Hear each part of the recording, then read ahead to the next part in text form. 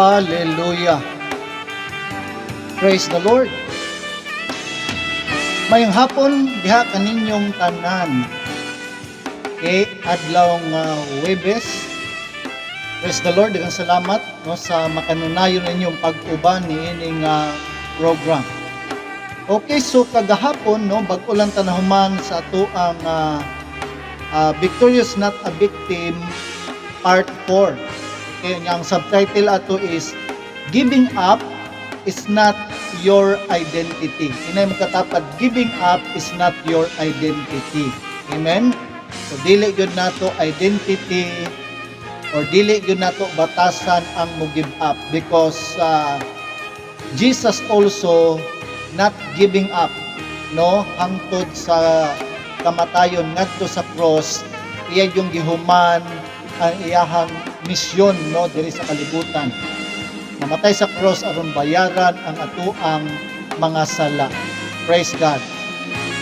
So, nini nga kahaponon, okay, magpadayon kita sa Victorious Not a Victim Part 5, no? Nanata sa Part 5, no? Because this is a series of sermon. Victorious Not a Victim Part 5. Nya ang subtitle niini Overcome Evil by Doing Good. Okay, so overcome evil by doing good. Okay. Let's open our Bible in Romans chapter 12 verse 14 to 21. No, murag taas-taas pero ato lang basahon. Okay, bless those who persecute you, bless and do not curse. Rejoice with those who rejoice, mourn with those who mourn. Nya live in harmony with one another. Do not be proud, but be willing to associate with people of low position. Do not be conceited. Do not repay anyone evil for evil. Be careful to do what is right in the eyes of everyone. Verse 18, if it is possible, as far as it depends on you, live at peace with everyone. Do not take revenge, my dear friends, but leave room for God's wrath. For it is written, it is mine to avenge. I will repay, says the Lord. Verse 20, on the contrary, if your enemy is hungry, feed him. If he is thirsty, give him something to drink. In doing this, you will heap burning coals on his head. Verse 21, last verse. Do not be overcome by evil, but overcome evil with good.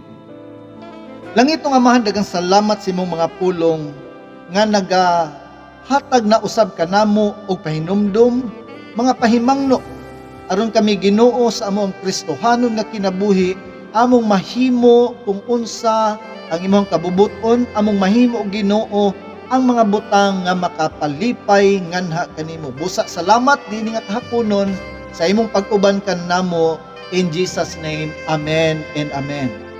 Okay, so overcome evil by doing good. No, yung kaganiha sa ato ang text Romans 12 verse 14 to 21. No, kinsa katong gigutom atong pakaunon, kinsa tong giuha atong paimnon. Kay unya dili daw nato balusan kung nay mubuhat nato dili maayo atong buhatan pero dili maayo. No, instead atong balusan og maayo kay kini daw siya makapahupay sa ilahang matag usa ka kasing-kasing. Okay, so overcome evil by doing good.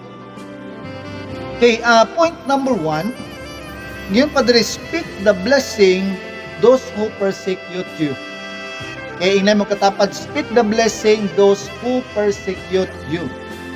Kinahanglan atong iistorya, ato ang i-declare ang panalangin sa mga tao nga naga-persecute nato. No, di maging malikayan, naging mga tao nga bisag wala tay sala, no, butang-butangan tag sala, nya i-persecute ta. Amot wata kabalong nga nganong ihun-ana sila nganhi kanato. Pero dingon diri ang pulong sa Ginoo, speak the blessing those who persecute you. Okay, so under this point, so we speak blessing to others. Yung padre, nothing words can speak to others but blessing. Wag yun tayo laing na istorya kanila, not bad words, dili mga cursing words, kundili blessing. It's a word of blessing for them. Okay? And sa verse 14, no, sa Romans 12 verse 14, no, sa gingon diha, bless those who persecute you, bless and do not curse. Ato silang panalanginan og dili nato sila tunglohon. Amen. Murag lami na kay usahay, no? Lami na kay tunglohon ang usa ka tawo, pero dili man na siya mao ang kabubuton sa Ginoo. Ingon pa diha, bless those who persecute you. Panalangin siya. No, gibuhatan kag dili maayo. Then ato silang balusan og maayo. No, nakay silingan nga kanang buhat-buhatan kag istorya bisag dili tinuod, tagay hatdig sudan. No, tagay sila kun nakay panalangin, tagay sila no sa pangapanalangin nga imong nadawat. Amen. Mo na siya ang one way nga pinaagi ni ana sila mabless kanato, no, that we are a true believer of the Lord Jesus Christ. Okay, so these statements is very hard to do. Kana ganing bless those who persecute you, murag lisod. Yung padari kaning statement, lisod daw di siya buhaton. Pero pag atuan ning mahimo, God will bless us. Amen? Okay.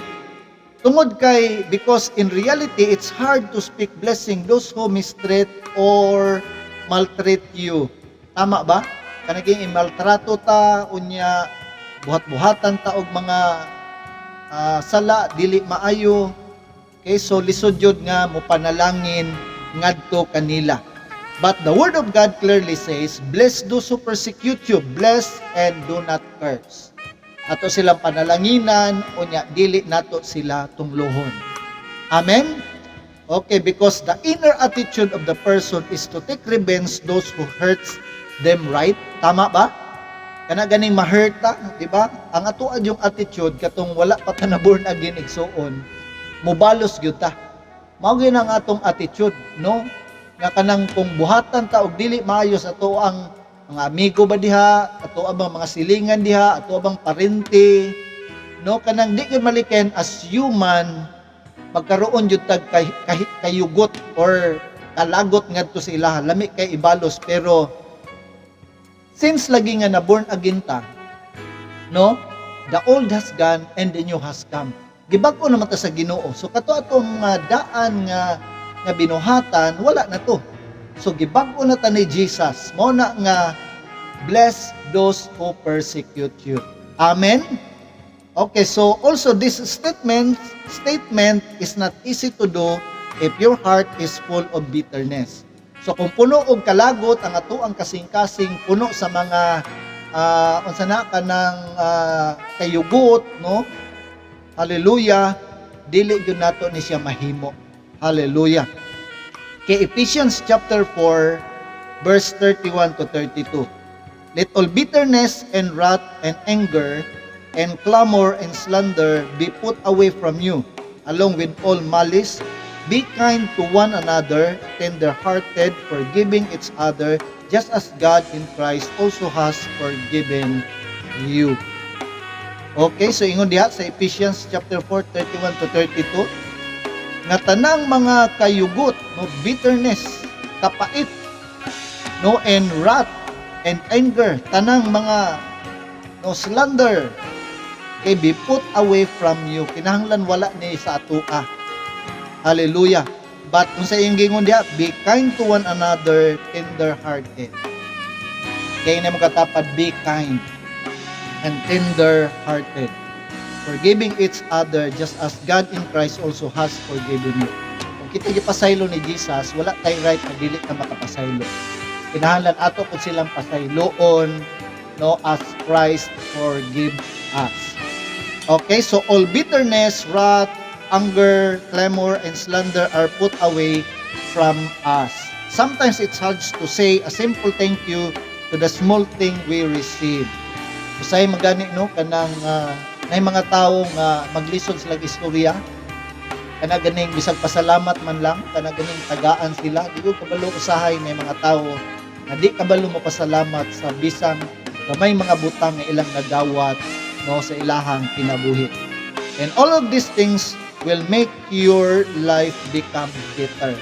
Okay? So kung kita puno sa kalagot, puno sa kasuko, puno sa slander, kanaganing bagulbulan, dibak, okay, chismis, kay mo doon siya maghimo kanato nga ato ang kinabuhi mahimong pait, no? Kinahanglan di gyud ta mahimong pait, no? Ang atong kinabuhi kinahanglan kanunay nga sweet, tamis, no? Sa uban sa gugma sa Ginoo. Okay. So next, learn to forgive and do not entertain negative thoughts. Inay imo katapad, do not entertain negative thoughts. Hallelujah. Okay, Matthew 8 verse 21 to 22. Then Peter came to Jesus and asked, "Lord, how many times shall I forgive my brother when he sins against me? Up to 7 times?" Jesus answered, "I tell you, not 7 times, but 77 times." Okay, so kung kita daw magpasaylo daw sa nakasala ka nato, not only 7 times but 77 times, meaning bisan kapila pa makasala day ning kaning ato ang mga amigo, mga parente nato, bisag pila pa ni sila makasala ka nato, patingon diri kinahanglan tang mo pasaylo kanila 77 times. Meaning, kapila pa na sila mo makamasipyat nga ni kanato, sige lang, ato lang silang pasayloon. Eh kung kita mapinasayloon nga tao, okay, so kanang panalanginan gyud ta sa Ginoo. Amen? Praise God. Okay, so magpadayon na pod kita niini, no, ugma kini nga topic, no, Victorious Not a Victim, Part 5. Magampo kita. Langit nga amahan, daghang salamat niini nga kahaponon nga imong gihatag kanamo. Ginoong Dios, uban ni kami sa kanunay nga sa amo ang pagpaminaw sa imong mga pulong, kini siya Ginoo mahimo namong giya, mahimo namo Ginoo nga instrumento nga kami makaabanti ngadto sa unahan ug maabot ang panahon, Lord, among madawat ang imuhang saad nganhi kanamo. Usa Ginoo, among ibalik di kalimutan ng dungog tanang himayo ug pagpasalamat sa pangalan ni Jesus. Amen and amen. Hallelujah. So mga igsuon, wala na tay igong oras. Ako nagapasalamat kaninyo sa inyohang makanunayon nga nagauban no niini nga programa kada Lunes hangtod sa Biyernes. So kini yung ubos nga alagad Pastor Will Milian magaingon kaninyo igsuon ayo kaluya. Ang Ginoo magauban kanato buntag ug gabi ug ang iyang panalangin magauban kanato maanaa kanatong tanan. God bless you and shalom to everyone. Amen.